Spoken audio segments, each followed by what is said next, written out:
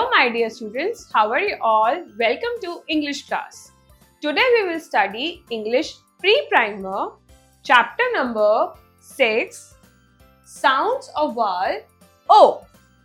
Doll, hop, caught, pot, wrote, note, top, log, fog, got, hot, caught, a cot, og, dog, a dog, all, doll, a doll, op, top, a top, onk, monk, a monk, og, log, a log, ox, box, a box, ox, fox, a fox. For the teacher, ask the children about the short sound of O and insist them reading the names of the things given in the picture loudly. Phonic drill. No more words with O sound. Odd, oat, gourd, note, rod, cord,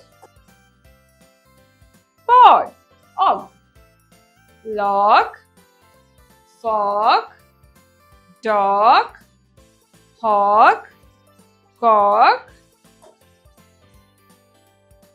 frog, all, doll, roll, ball, ball and roll, scroll, up, top, pop, knob, hop, drop, cop. This is the picture of top. This is the picture of cot. This is the picture of frog. Let us learn. Pat has a pot. The pot is hot.